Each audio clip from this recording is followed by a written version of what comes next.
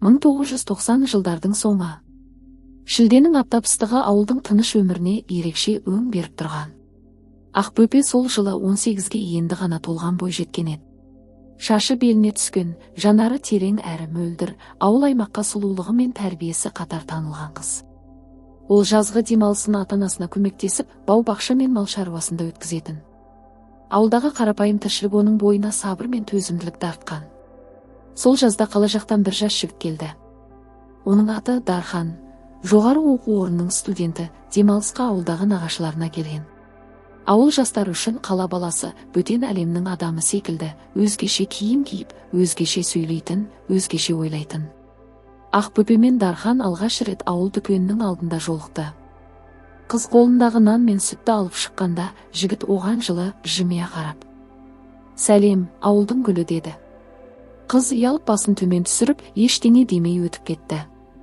Бірақ жүрегінде бір толқын оянды, бұл белгісіз сезім еді.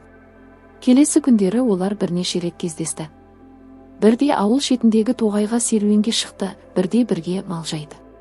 Уақыт өте келе олардың арасында нәзік сезімдер туындай бастады. Дархан білімді, көргенді, болашағы бар жас жігіт. Ал Ақбөпе ақылды, жүрегі таза қыз. Екеуінде өмір жолы әлі қалыптаспаған еді, бірақ болашаққа бірге қадам басқысы келетіндей халге жетті. Бір кеште көл жағасында отырған кезде Дархан қолынан ұстап: «Ақбөпе, мен сені сүйіп қалдым. Қалаға оралсам да сені ешқашан ұмытпаймын. Бірге боламыз, уәде берем», деді. Қыз үнсіз жымиды. Бұл оның да жүрек қалауы еді. Бірақ тағдыр олардың жоспарына бағынбады. Күздің салқын самалы ауыл үстін жайлай бастаған шақ. Айнала сарғыш реңге боялып, табиғатта баяу қоштасуға бет алғандай. Дарханның ауылдағы демалысы да аяқталуға жақын еді. Екеуінің бірге өткізген әр күні енді санаулы сағаттарға айналды. Ақбөпе жүрегінде бір алаң барын сезінгенімен жігітке білдірмеуге тырысатын. Себебі ол уәде берді, қалаға кетсе де екеуінің махаббаты өлмейді, деді. Сол бір соңғы күні Дархан қызды ауыл шетіндегі төбеге шақырды. Қолында кішкентай хат, ішіне өз қолымен жазған бірнеше жол. «Ақбөпе, мен сені алып кетуге міндетті түрде келем. Университетті бітіріп, жақсы жұмыс тапқан соң, бәрі жақсы болады. Біз бірге боламыз. Тек сен күт мені, жарай ма?» деді ол. Қыз көзінен жас шығарып, басын изеді. «Мен сені күтем, Дархан». Дархан кеткен соң ауыл тіпті босап қалғандай көрінді. Ақбөпе күнде хат күтті. Пошта жәшігін ашып қарайды, хат жоқ. Апталар өтті, бірде-бір хабар жоқ. Айлар артынан айлар сырғып өтті. Ең сорақысы оның ішіндегі үлкен сыр еді. Бір күні таңертең өзін жайсыз сезініп, ауыл дәрігеріне барған. Сол күні ол өзінің жүкті екенін білді. Жүрегі қорқыныш пен үмітке толы Ақбөпе Дарханға хат жазуға бекінді. «Болғаны, мен сені күтіп жүрмін. Біз енді екеу емеспіз», деп бастады. Бірақ ол хат ешқашан иесіне жетпеді. Дархан оқып үлгермеді ме, әлде мүлде басқа өмірге кіріп кеткен бе, ол жағы беймәлім. Айдарлы ауылдың ескі көшемен жүкті күйінде жүріп өткен қызды ел әртүрлі сөзге қиды. Қоғам қатыгез, ешкім оның көз жасында адалдығын да көрмеді. Бірақ ол мойымады. Қарапайым ана болуға бел байлады. «Бұл менің махаббатымның жемісі, мен оны жалғыз болсам да өмірге әкелем», деді. Ол қызын дүниеге әкелді. Ақбота деп ат қойды, өзі сияқты ақ көңіл, үмітке толы болсын деген тілекпен. Ақбөпе ана атанған соң өмірінің жаңа парағы ашылды.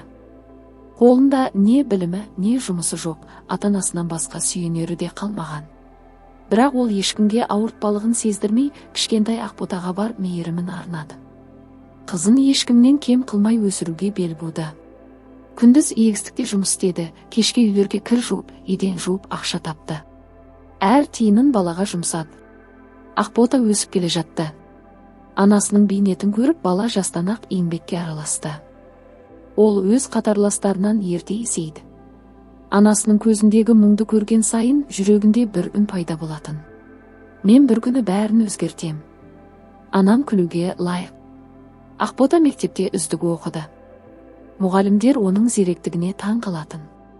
Бірақ ол ерекше тұйық еді. Себебі ішінде сұрақ бар. Менің әкем кім? Неге біз ол туралы ештеңе айтпаймыз? Бір күні Ақбота 13 жасқа толғанда анасына тік қарап сұрақ қойды. Анашым, менің әкем кім? Ол қайда? Ақбөпе біраз үнсіз қалды. Жауап беруге дайын емес еді. Бірақ бала алдамайды. Ол шындықты білуі керек. Қызым, әкең менің алғашқы әрі жалғыз махаббатым. Ол сенің барыңды білген жоқ. Мен айтпадым. Айтуға мүмкіндік те болған жоқ. Ол басқа қалада, бәлкім мүлде басқа өмірде. Ақбота үнсіз тыңдады. Бірақ сол сәттен бастап жүрегінде бір мақсат пайда болды: әкесін табу. Уақыт өте келе, Ақбота мектепті үздік бітіріп, стипендиямен қаладағы үздік университетке түсті. Тағдыр анасы сияқты қайталанбау үшін ол бәрін жасауға дайын еді. Бірақ бір шындықты өзі білмей кеткен, ол енді сол қалада дәл сол әкесінің ізімен жүрген еді. Ақбота қалаға алғаш келген күннен бастап өзін ерекше сезінді. Бұл қала оған бейтаныс емес секілді, әр көшесінде бір белгі бардай, әр бұрышында жүрегін дір еткізер бір әсер. Бірақ ол оның себебін анық түсінбейтін. Бәлкім дәл осы қалада оның әкесі өмір сүріп жатқан шығар. Оқу басталып, Ақбота университетке кіріскенде көп ұзамай арнайы тағылымдамаға бөлінді. Ол белгілі бір баспаханада тәжірибеден өтетін болды. Баспахананың иесі Дархан есімді құрметті азамат, табысты кәсіпкер, әрі оқу ордасында дәрісте оқитын танымал тұлға. Ақбота алғаш рет Дарханды көргенде жүрегі шым ете түсті. Әлдене ішінен қозғалды. Бұл жай ғана таңданыс емес еді. Оның жүзінде әлде бір таныс із бардай. Ал Дархан оны алғаш көргенде қызға ұзақ қарап қалды. Тек шәкірті деп қабылдағанымен, оның жанарындағы тұнықтық жүзі мен күлкісі оған бір адамды, Ақбөпені еске салды. Уақыт өте келе, екеуінің арасы жақындай түсті. Ақбота өте зерек, байсалды, сыпайы болатын. Дархан оның бойынан бір ерекше жылулықты сезінетін. Бір күні ол байқаусызда сұрады: Қызым, анаң кім? Қай жақтансың? Ақбота сабырмен жауап берді: Анам Ақбөпе. Ауылдан келгенбіз. Әкем бізді тастап кеткен, мен оны өмірімде көрген емеспін. Дарханның жүрегі дір ете түсті. Ақбөпе ме? Деп сұрады күбірлеп. Сол сәтте өткен 30 жыл бір сәтте көз алдынан өтті. Сол жаз, сол уәде, сол хаттар. Бірақ ол Ақбөпеден еш хат алмады. Содан кейін тағдырдың желі оны басқа жаққа алып кетті. Кейінден үйленді, бірақ бақыт таппады. Бірақ дәл қазір, дәл осы сәтте бұл қыз өзінің қызы болуы мүмкін бе? Ол қыздың көздеріне ұзақ қарады. Сосын үнсіз күбірледі: Ақбота, сенің әкеңмен болуы мүмкін бе? Қыздың көзінен жас мөлт етті. Ол іштей бұл сәтке дайын еді. Мен де соны сезіп жүрмін. Білмеймін неге. Бірақ сізге қарап әкемді көргендей болам. Дархан орнынан тұрып терезе алдына барып ұзақ тұрды. Бұл шындық оның жанын тербеді. Бір кездегі ең үлкен қателігі сүйгенін тастап кеткені ғана емес, өзінің қызынан бейхабар қалған екен.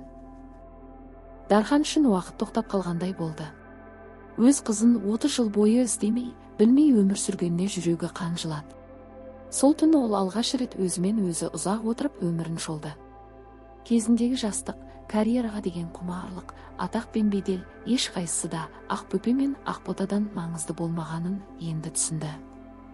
Бірақ бәрі кеш емес пе? Ертесі ол Ақботадан анасымен кездеріп беруін сұрады. Қыз үнсіз бас изеді. Кешке ауылға бірге жол тартты. Ақбөпе бұларды үйінің ауласында отырғанда көрді. Көзіне бірден Дархан түсті. Аяқ астынан жүрегі тоқтап қалғандай. 29 жыл бойы көрмеген жан. Қартайған, бірақ сол баяғы жанары өзгермеген. Қасында қызы. Ақбөпе орнынан тұрды. Қолы дірілдеп, жүрегі аузына тығылып барады. Бірақ сабыр сақтап өзіне бекем болуға тырысты. Дархан, деді әлсіз ғана. Ақбөпе, деді ол жауап ретінде, жанарынан жас сорғалап. Ұзақ үнсіздік орнады. Содан соң Дархан: Мен кешірім сұрай келдім. Сенен де, қызымнан да. Мен сендерге лайық болмасам да, шын жүрегіммен өкінем. Мен хат күтіп едім, бірақ келмеді. Ақбөпе көзін төмен салды. Мен жаздым. Қызымды көтеріп жүргенімді де айттым. Бірақ ол хат сенің қолыңа тимеді. Мен де күттім, бірақ сен келмедің.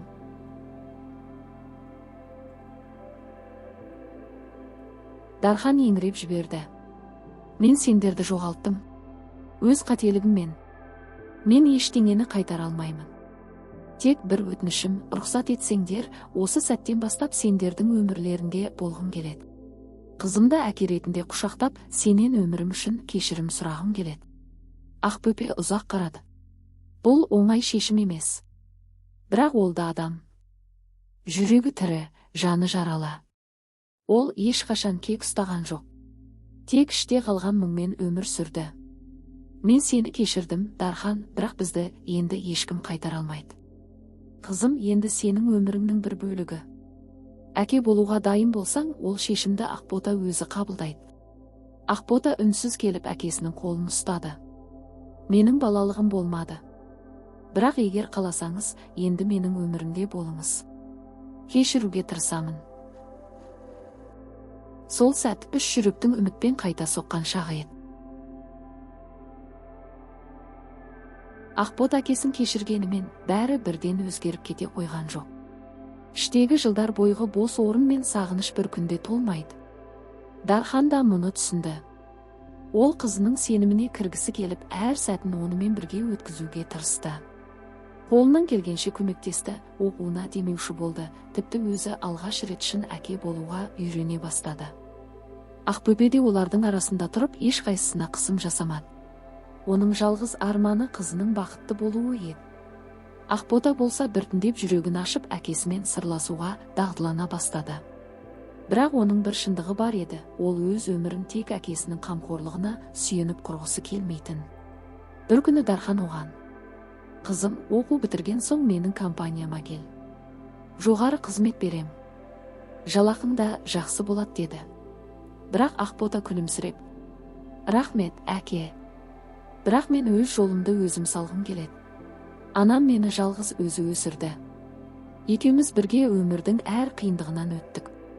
Мен де енді өз еңбегіммен биікке шыққым келеді. Тек сіздің қолдауыңызды сезсем, сол жетеді. Дархан бұған бір сәт үнсіз қалды. Бұрын мұндай батылдықты ешкімнен естімеген. Бірақ осы сәтте қызының кімнен туғанын, кімнің тәрбиесін алғанын шын түсінді. Көп ұзамай Ақбота өз жобасын бастап, әлеуметтік бағыттағы стартап ашты, жалғызбасты аналар мен жастарға психологиялық көмек пен кәсіптік бағыт-бағдар беретін орталық құрды. Бұл оның анасына деген құрмет еді. Ол анасының атымен Ақбөпе жүрегі деп атады. Ақбөпе орталықтың ашылу салтанатына келгенде сахнаға шыққан қызы. Мені өсірген анама, менің ең жақын досыма, өмірдегі жалғыз тірегіме мың алғыс. Бұл сіздің жеңісіңіз, ана, деді. Ақбөпенің көзінен жас сорғалады. Ол өмірде жеңілген жоқ. Тағдырға қарсы тұрып, қызына өмір, тәрбие, үміт сыйлай алды. Енді сол үміт өзге адамдарға жалғасып жатыр. Күн батып келе жатқан шақ. Ауыл аспаны қызғылт сарыға боялып, құстар соңғы рет қанат сермеп ұшып барады. Ақбөпе ауладағы орындықта отыр. Қасында Дархан, екеуі үнсіз. Бірақ бұл үнсіздік ауыр емес, сабырлы, бәрін ұққан жүректердің үндестігі. Көп уақыт өтсе де, кейбір сезімдер сол қалпы қалады. Олар алғаш рет кездескен кезде қандай бейкүнә, таза болса, қазірде жүректерінде сол жылық бар. Бірақ өмір оларды ерте есейтті, айырды, қайта табыстырды. Есіңде ме, сол көл жиегіндегі уәдем? Деді Дархан жай ғана. Ақбөпе күлімсіреп: есімде, бірақ өмір басқа уәдені ұсынды. Мен бәрін кеш түсіндім. Ақбота менің жалғыз бақытым. Ал сен менің жүрегімде қалған махаббатымсың. Ақбөпе терең күрсіні көкжиекке қарады. Біз бәрін дұрыс істей алмадық, бірақ ең маңыздысын ұмытпадық. Біз өмір сыйладық. Үміт, мейірім, махаббат деген нәрсенің мәңгілік екенін дәлелдедік. Сол сәтте аулаға Ақбота кіріп келді. Қасында кішкентай бала. Ол өзінің өмірлік жолдасын тауып, ана атанған. Немересін жетектеп келе жатқан Ақботаны көргенде Ақбөпе мен Дарханның жүрегі шын бақытты күйге бөленді. Ұрпақ жалғасып жатыр. Бір кезде үнсіз қалған уақыт енді сөзсіз де сыр айтып тұрғандай. Көзбен түсінетін, жүрекпен сезінетін бір ғана ақиқат қалды. Өмірде кеште болса шын кешірім мен махаббат бәрін өзгерте алады.